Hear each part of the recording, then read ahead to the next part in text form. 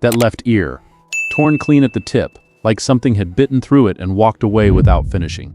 I saw it for less than a second, caught in the sweep of my headlights before the snow swallowed it again. I almost convinced myself I hadn't seen it at all. I still don't fully understand why I stopped that night. 20 years on the road, and I've pulled over for plenty of things: busted tires, engine heat, the kind of exhaustion that sits behind your eyes like gravel. But not for shapes not in the middle of a whiteout on a mountain highway at 2 in the morning. I've turned this moment over in my mind for 5 years now, and I still can't explain what made my foot hit the brake. What I can tell you is what was going on inside my head before it happened, because that part is the part nobody tells you about in a story like this. 3 weeks before that night, I'd packed a box of my father's things into the back of my truck and driven it to my sister's house without stopping once. He'd been gone for 6 months by then, and I still hadn't managed to sit in the same room as his coat hanging on the hook by the door. I'd been running the same routes I'd driven for 15 years, the northern loop through the mountain passes, up to the distribution center and back. Not because the job still meant something, but because the alternative was going home and figuring out what I was supposed to feel.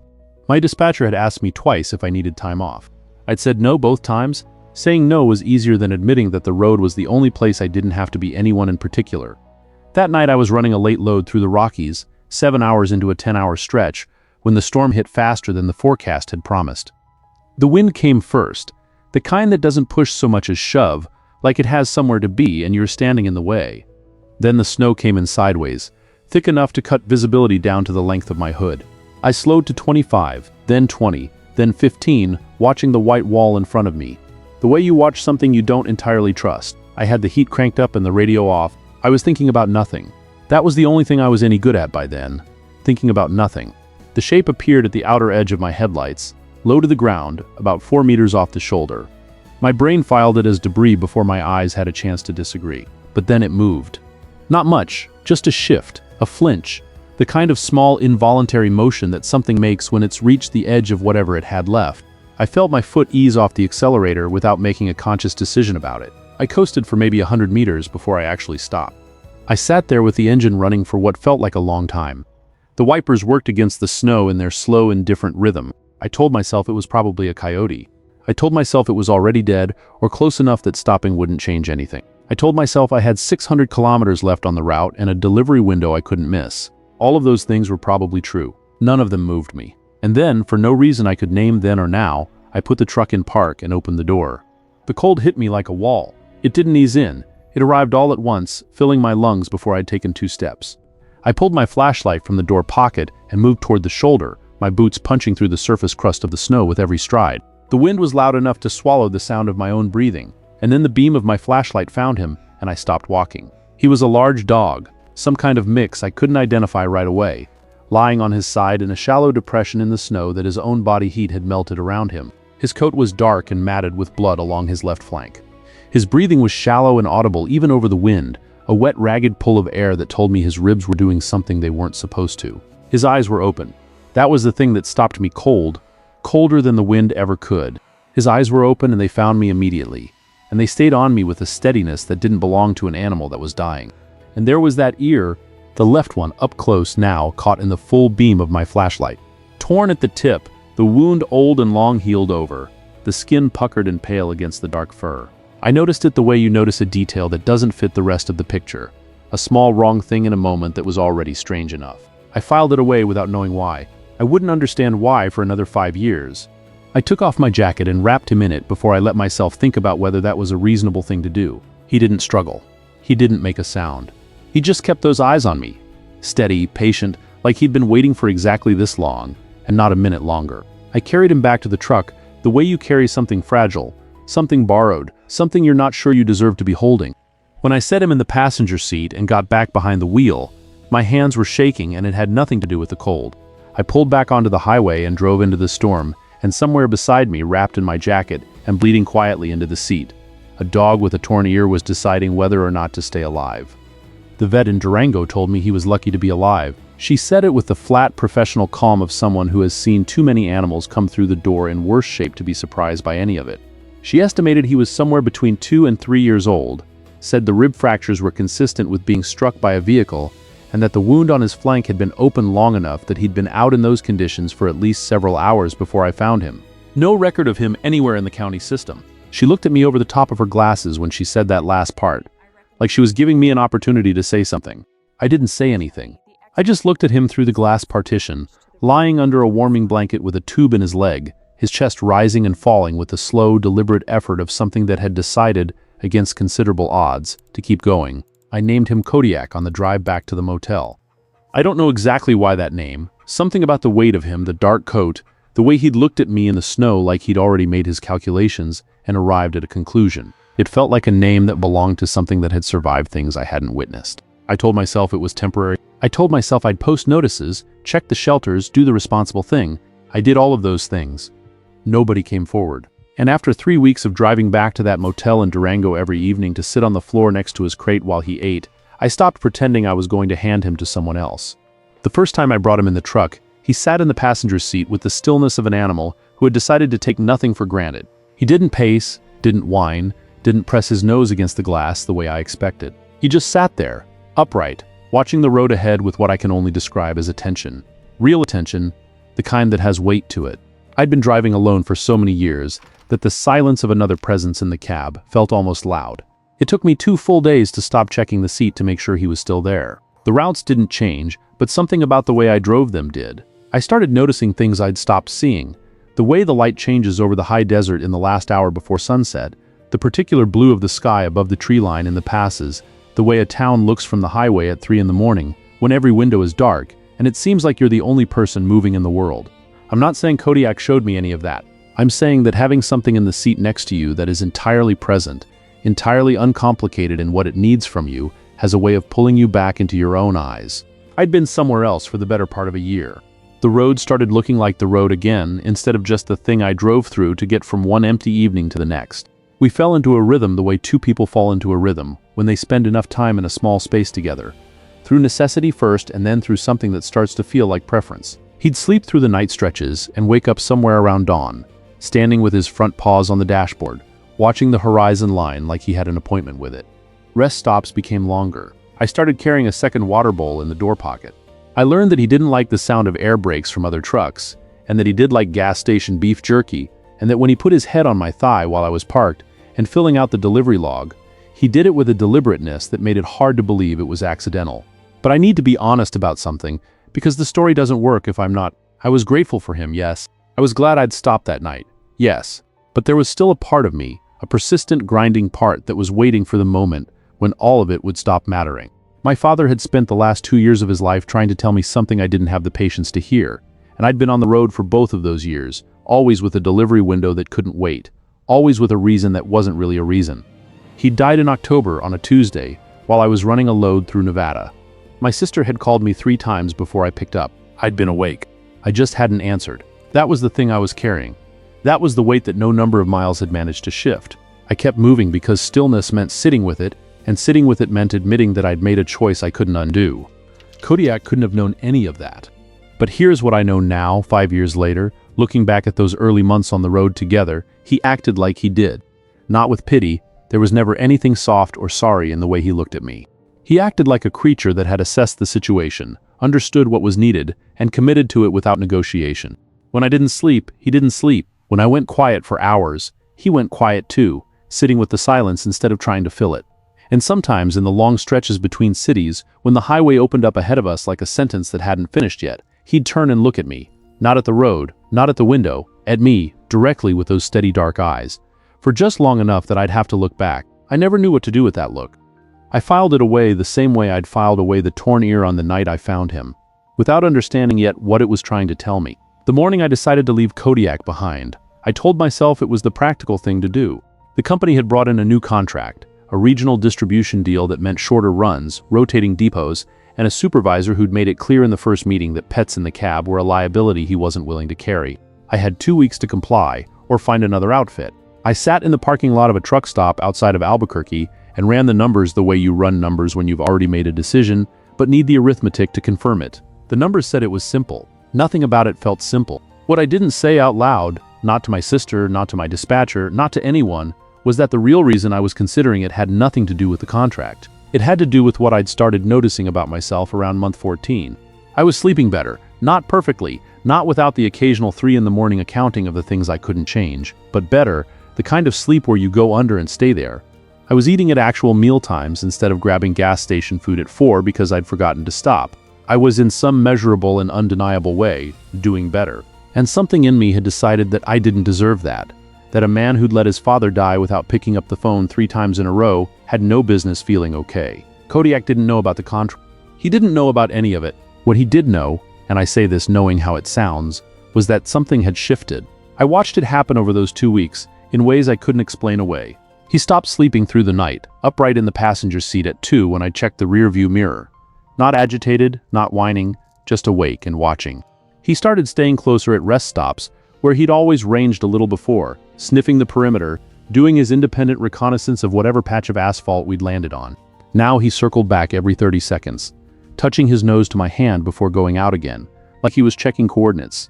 I told myself he was picking up on something environmental, that dogs are sensitive to routine changes, and he was just reading the disruption in mine. The conversation with my sister lasted less than 10 minutes.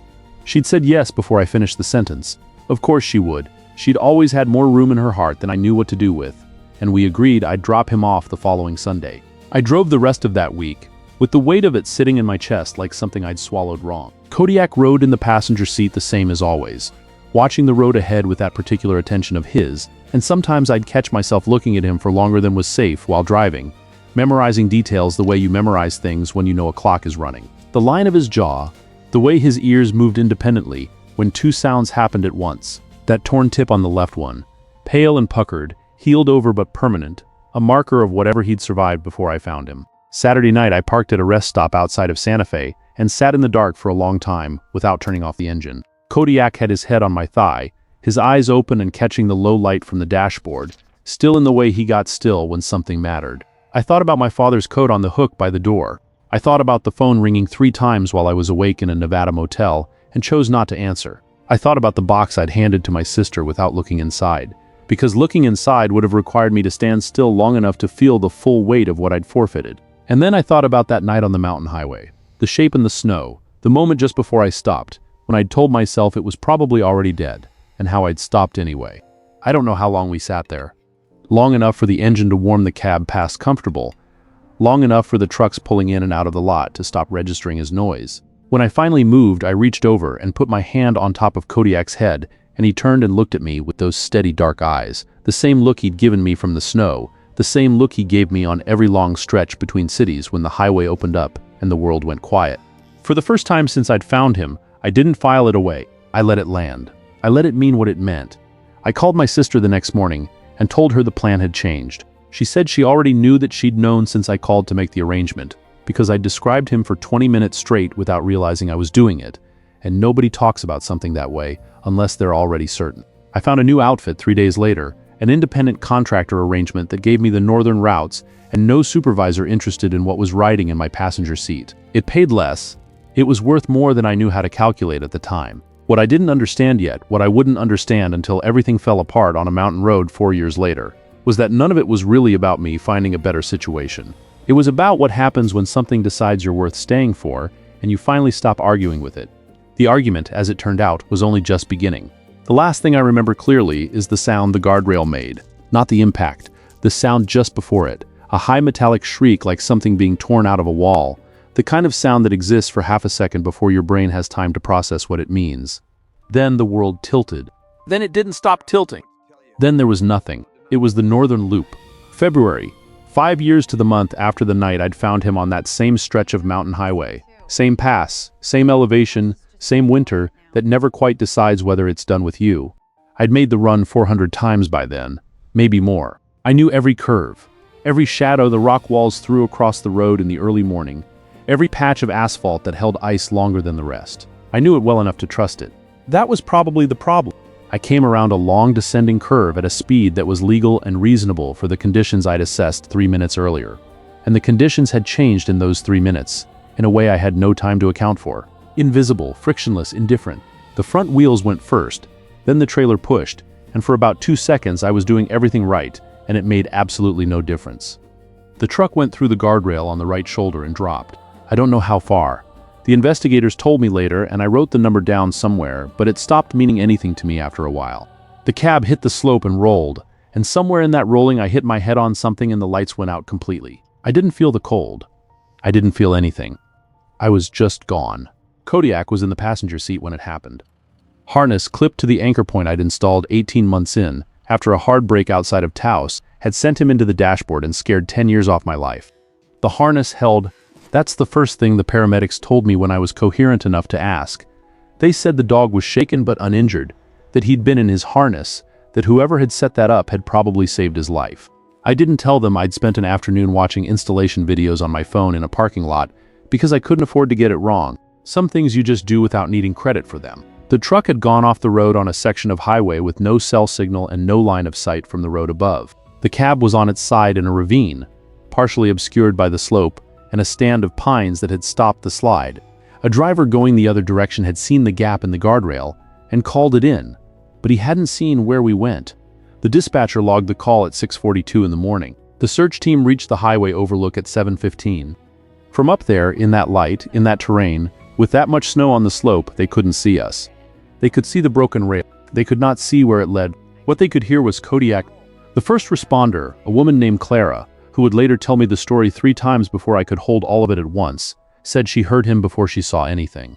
A continuous rhythmic bark coming from below the tree line. Not frantic, not random, but patterned in a way that made her stop moving and listen. She described it as purposeful.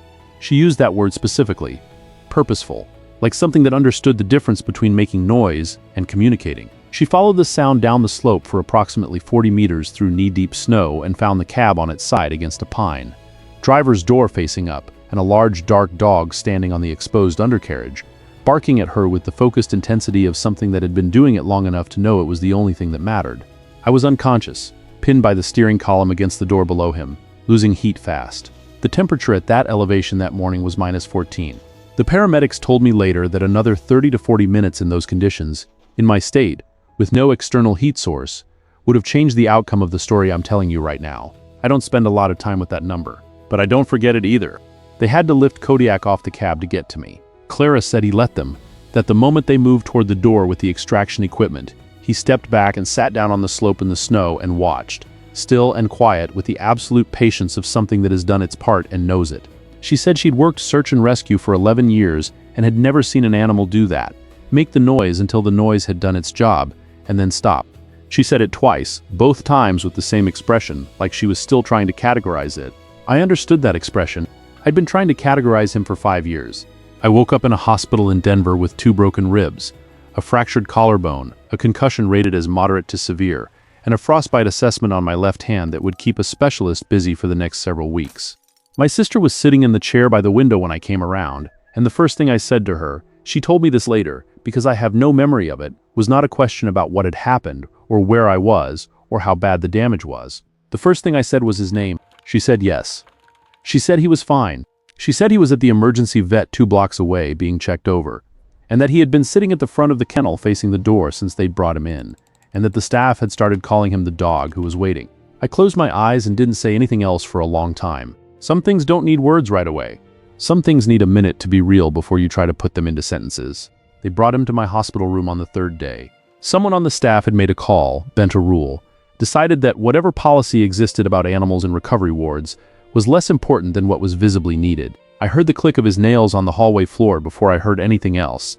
That specific rhythm I'd memorized over 5 years of rest stops, and depot parking lots, and long mornings waiting for the light to change. He came through the door and stopped. Looked at me in the bed the way he always looked at me when something had shifted. Directly, fully, without hedging. Then he walked to the side of the bed and put his chin on the mattress next to my hand, and that was it. Just presence, the way he'd always offered it. Complete and without conditions. I didn't cry right away. I lay there with my hand on his head and looked at the ceiling for a long time, listening to him breathe, feeling the particular warmth of a living thing that has decided to stay close. And I thought about the night I found him, the shape in the snow, the flashlight beam catching that torn ear, pale, puckered, healed over, the way his eyes had found me immediately and held, with a steadiness that didn't belong to something at the edge of dying. I had filed that look away the same way I filed away anything that was too large to process on the road, stored it somewhere without a label, telling myself I'd understand it later. Lying in that hospital bed with 2 broken ribs and a collarbone that had opinions about every breath I took, later had finally arrived. Here's what I understood. Not what I theorized, not what I chose to believe because it was comforting, what I actually understood. Sitting in the specific silence of a hospital room at night, when the corridor goes quiet and there's nothing between you and the things you've been outrunning. The night I found Kodiak, I was on my way out of my own life. Not dramatically, not all at once, but steadily the way a tide goes out, leaving less each time. I'd lost my father without saying what needed saying. I'd turned the road into a strategy for avoiding the weight of that. I'd gotten very good at momentum and very bad at stillness, and I had been, without fully admitting it to myself, waiting for a reason that was large enough to matter. I hadn't found one, so I kept driving. And then the highway gave me something I hadn't asked for. A dog with a torn ear who looked at me like I was already the person I hadn't figured out how to be yet. Who rode beside me for 5 years, without asking me to explain myself, without requiring me to have resolved anything, without withdrawing the steadiness of his attention on the nights I deserved at least. I had thought, for a long time, that I was the one who had done something for him, pulled over, wrapped him in my jacket, made the choice to stop. What I understood now was that the accounting was considerably more complicated than that. He had been doing something for me every single day, in the only language available to him, and I had been too busy logging miles to read it clearly. Remember that torn ear? The one I noticed in the first sweep of the headlights, caught in the beam for half a second before the snow took him back. The one I saw up close in the full beam of my flashlight and filed away without understanding why. I know why now. It was the first thing that told me he had survived something before I arrived, that whatever had happened to him on the road, whatever impact, whatever abandonment, whatever series of cold nights in open country, had left a mark, and he had kept going anyway. I was looking at evidence of an animal that had been broken and had healed and had not stopped being exactly what it was. I was too deep in my own wreckage to recognize the message, but some part of me registered it. Some part of me saw it and stopped the truck. I was discharged after 11 days. My sister drove us home, me in the passenger seat, Kodiak in the back with his chin on the center console between us, watching the road ahead the way he always watched it, with the patient attention of something that has made its peace with the distance still to go. We passed through the mountains on the way down, and somewhere on that descent I looked out the window at the tree line against the gray winter sky and thought about my father, not with the usual grinding guilt, but differently, more quietly, the way you think about someone when you finally stopped punishing yourself for not being enough and started just missing them. It was the first time I'd been able to do that. It felt like something unlocking from the inside. I go back to that stretch of highway sometimes. Not often, but sometimes when the northern loop takes me through and the conditions are right. I slow down at that section of repaired guardrail and let the truck idle for a moment. Kodiak always stands up when I do that. He puts his front paws on the dashboard and looks out at the slope below, at the pines, at the terrain that held us both until help arrived. And his ears go still in that way they go still when something is worth paying full attention to. I look at the torn tip of that left ear, and I think about a night 5 years ago when the road was white, and the wind was loud, and something inside me, something that had almost gone quiet for good, made a decision before my brain caught up with it. I think about what it cost to stop, and I think about what it cost not to. He saved my life on a mountain in February. That part is documented, witnessed, told by a first responder named Clara, who uses the word purposeful and means it. But that isn't the whole story. The whole story starts on the same highway, 5 years earlier, with a truck driver who had stopped feeling like his life belonged to him, and a dog in the snow who looked up at the light and decided, against every reasonable expectation, that this was the one worth staying for. I stopped for him that night. What I didn't know, what took me 5 years and one very cold ravine to fully understand, is that he had already stopped for me,